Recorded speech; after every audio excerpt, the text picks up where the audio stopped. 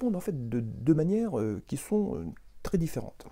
Alors la première manière, c'est de dire que le Japon, ou le droit japonais, est sans doute le pays et le droit qui est le plus occidental de l'Asie.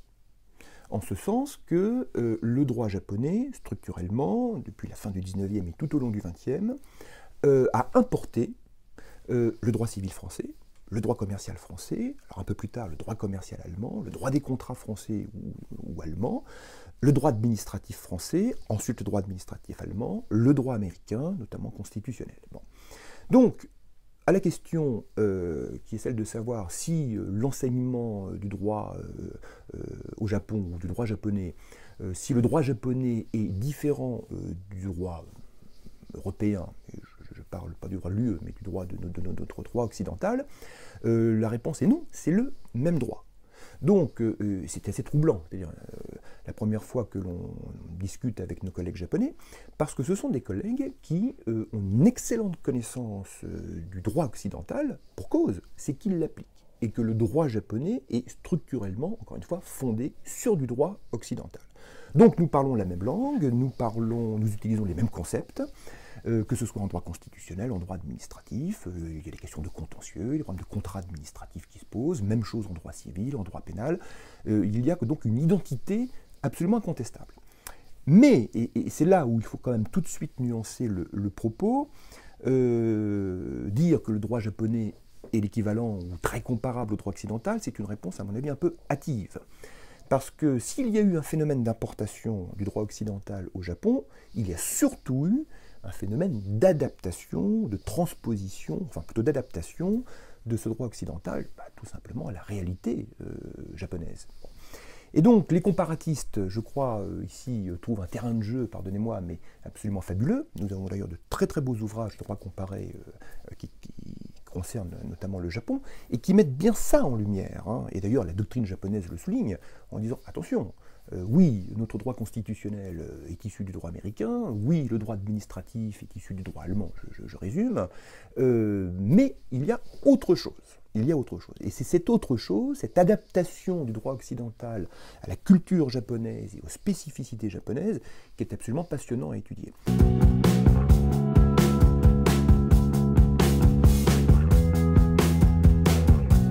Par exemple, le droit civil, le droit des contrats. Mais c'est aussi vrai en droit pénal. Eh bien, on constate qu'il y a très peu de contentieux. On constate que la culture japonaise a une certaine, alors pas horreur, c'est pas le mot, mais n'aime pas les conflits interpersonnels, parce que cela trouble, au fond, l'harmonie sociale, l'harmonie du groupe. Il y a cette notion qu'il faut aussi intégrer. Et donc, il y a très peu de contentieux, que ce soit en droit pénal ou en droit civil. La moitié des litiges, peut-être même les 2/3 des litiges, chiffre à mesurer avec un peu plus de précision, bien entendu, mais on va dire la moitié des litiges, au fond, soit en civil ou commercial d'ailleurs, hein, ou les conflits pénaux, se résolvent à l'amiable. Il y a essentiellement des procédures de conciliation, du recours à l'amiable, pour ce type de conflit. Voilà. Donc on n'a pas un droit du contentieux qui est autant développé qu'en France. Donc c'est ça, cette adaptation. Donc l'intérêt il est ici. Mais, et je termine avec cette remarque, dans les facultés de droit, classiquement, sont étudiés le droit international, le droit administratif, le droit constitutionnel, le droit civil, le droit commercial, avec des catégories juridiques et des catégories conceptuelles qui sont extrêmement proches, bien entendu, puisqu'il y a une filiation directe avec le droit occidental. Et donc, au fond, un juriste occidental, si je peux dire, n'est pas du tout perdu dans ce paysage juridique japonais. Donc, il y a un accès, d'une certaine manière, qui est assez commode, assez facile à ce droit japonais.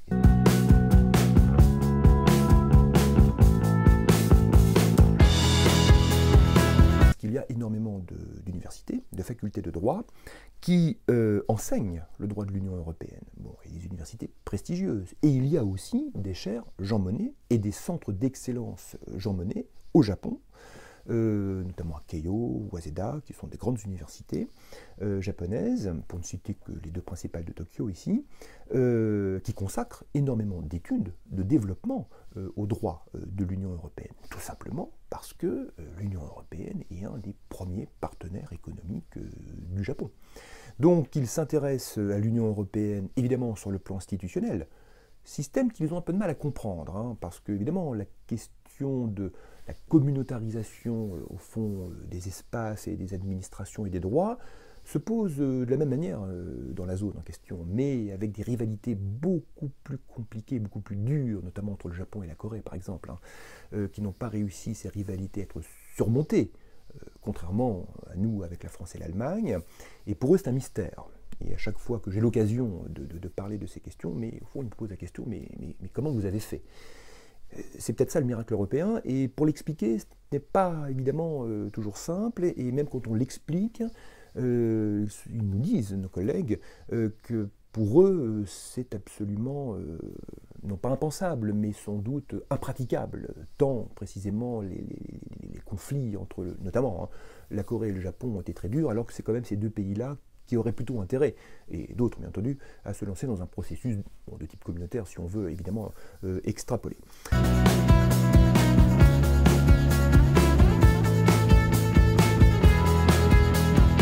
Le Brexit, par exemple, a profondément interrogé, interpellé nos collègues japonais. Et il se trouve que moi, le 23 juin 2016, je faisais une conférence à Hiroshima, mais il y avait un décalage horaire.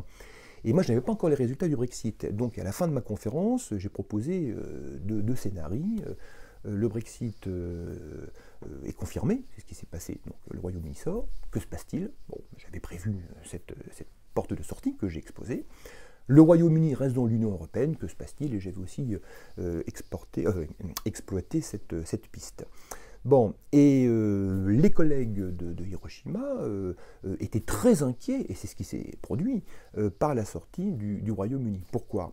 Parce qu'il y a énormément d'accords qui ont été conclus entre le Japon et le Royaume-Uni, énormément d'accords d'ailleurs qui sont conclus, enfin énormément, pas tant que ça, mais des accords importants entre l'Union européenne et le Japon, notamment un accord de libre circulation des marchandises et des services, un accord de libre-échange tout simplement, qui est en cours de négociation, hein, qui est sur le point d'être conclu, je pense, d'ici probablement 2 ans grand maximum, si le dossier avance correctement, qui est au fond l'équivalent du TAFTA, hein, symétriquement avec les États-Unis. Mais cet accord UE-Japon, on n'en parle absolument pas, alors qu'il est extrêmement important pour les deux zones géographiques en question.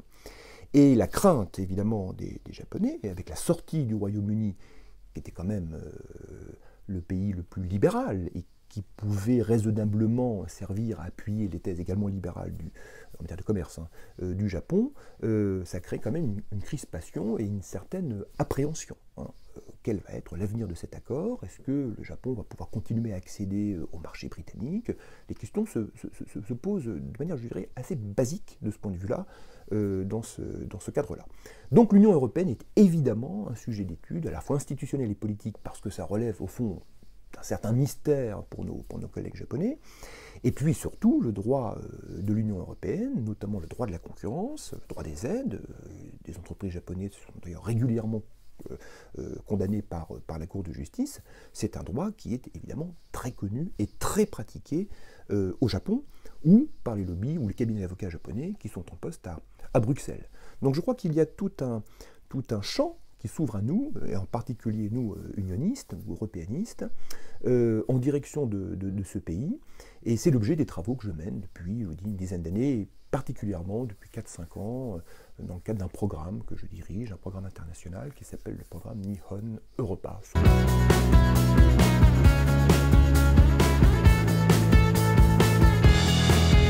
Alors, les relations entre l'Europe d'abord et le Japon sont d'abord des relations extrêmement anciennes. Je ne vais pas remonter dans les siècles, hein, mais ce sont les Portugais, les jésuites portugais notamment, qui ont au fond découvert le Japon, se sont implantés. Et puis il y a eu toute une période pendant la Renaissance et à partir du 19e, fin du 19e siècle, où le Japon va de nouveau s'ouvrir au reste du monde, et en particulier à l'Europe, où les Européens sont entrés véritablement dans le pays, et notamment par le biais du droit privé, du droit civil. Le professeur Boissonnade, qui était professeur à Paris, a enseigné pendant des années au Japon, et d'ailleurs est le fondateur du premier code civil japonais, adapté, encore une fois. Donc la présence française, et je dirais de manière plus générale, la présence européenne est extrêmement importante. Bon. Après la Seconde Guerre mondiale, les relations entre la CE et le Japon vont s'étendre progressivement, relations diplomatiques, relations commerciales, plutôt modestes il est vrai, mais néanmoins avec cette volonté pour les deux zones d'entretenir des relations politiques et économiques stables, profondes. Et les choses vont s'accélérer à partir des années 2000, où là, on va entrer dans un processus progressif de négociation commerciale, ce processus de négociation va vraiment démarrer à partir des années 2010. Et on est dans cette phase-là où se concrétise l'un des plus grands accords économiques au monde, justement, entre l'Union européenne et le Japon, dont on pense, par la libéralisation des échanges, la diminution, la réduction des droits de douane, l'ouverture des différents marchés japonais et français à nos entreprises, de services notamment, que ce processus permettra une ouverture et un développement de nos deux économies.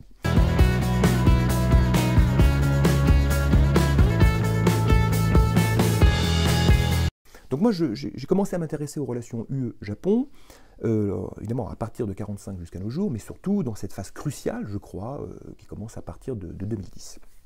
Et donc, nous avons des relations commerciales, des relations économiques, des relations juridiques, des relations institutionnelles très développées. Et il y a là aussi, je pense, une opportunité à saisir, et c'est l'objet justement de mon programme Nihon Europa là, que je dirige, qui associe 15 universités japonaises et 15 universités françaises. Et ce programme se développe, il y a un site d'ailleurs consacré à cela. Notre opportunité à nous, européanistes, unionistes, c'est tout simplement de prendre le train en marche.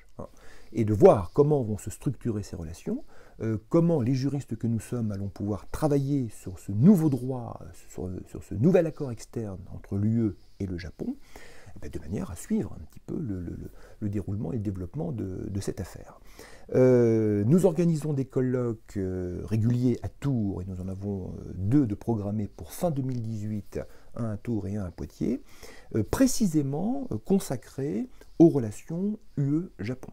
Alors on procède de différentes manières, puisqu'il faut quand même acclimater tous nos collègues publicistes essentiellement au droit japonais. Donc on a fait un colloque en octobre dernier à Tours de 2 jours sur la comparaison droit japonais, droit français, en droit administratif, en droit pénal, en droit commercial. Bon, c'était pareil, un colloque qui a été mis en ligne, que l'on peut trouver. Déjà pour voir qu'il y a une proximité intellectuelle entre nos collègues nippons et nous-mêmes. Et j'espère, et ça fait partie aussi de mon engagement dans le cadre de la chaire, enfin ce sera fait évidemment, qu'en 2018 ou début 2019, nous pourrons à Tours consacrer un colloque de 3 jours, très important, avec la moitié de collègues japonais, avec qui nous sommes partenaires d'ailleurs, consacré aux relations UE-Japon, alors relations historiques, culturelles, politiques, économiques et juridiques. Donc on va avoir là aussi un champ d'analyse extrêmement large, et ce sera à mon avis un colloque assez inédit. Et nos collègues de Poitiers, qui sont associés, je pense notamment au professeur Emmanuel Aubin, qui est vice-président de l'université de Poitiers, qui est associé au programme Nihon Europa, de manière très, très étroite, et l'université de Tours nous a beaucoup aidé en ce sens, comme celle de Poitiers, qui nous soutient. Nous allons organiser à Poitiers, dans la même semaine, les pauvres collègues japonais l'avons beaucoup travaillé, nous allons organiser un colloque à Poitiers sur la réforme de l'État en France et au Japon. Et ce qui est assez frappant, c'est que l'on s'aperçoit que les processus de réforme de l'État, mais y compris des collectivités, au Japon, empruntent beaucoup à nos propres réformes administratives. Le droit de la fonction publique, par exemple. Emmanuel Aubin est un des plus grands spécialistes de la question, a travaillé d'ailleurs dans un projet gouvernemental japonais pour présenter le droit français de la fonction publique, et qui n'a pas été pour l'instant, je crois, totalement repris par le gouvernement. Mais bon, c'est une illustration. La réforme des collectivités territoriales, je vais travailler là-dessus, je vais organiser un colloque là-dessus au Sénat il y a quelques années, est un projet qui est assez intéressant, car au fond, cette réforme et la structure même de la décentralisation au Japon ne nous éloignent pas de notre propre schéma décentralisateur, avec des processus de regroupement de collectivités, de recomposition des territoires. Évidemment, ils sont à un stade extrêmement avancé et développé, mais qui est lié évidemment à la spécificité du pays. Ils sont 2 fois plus nombreux que nous, et leurs grandes communes, on peut dire leur grande métropole, c'est 12-15 millions. Tokyo, par exemple, bon, on est sur des formats bien entendu différents. Mais structurellement, juridiquement, on est en présence de notions, mais qui sont tout à fait comparables aux nôtres. Donc c'est ça qui va être mis en avant en en 2018 ou 2019, comme je l'indiquais, entre Tours et Poitiers avec nos collègues japonais.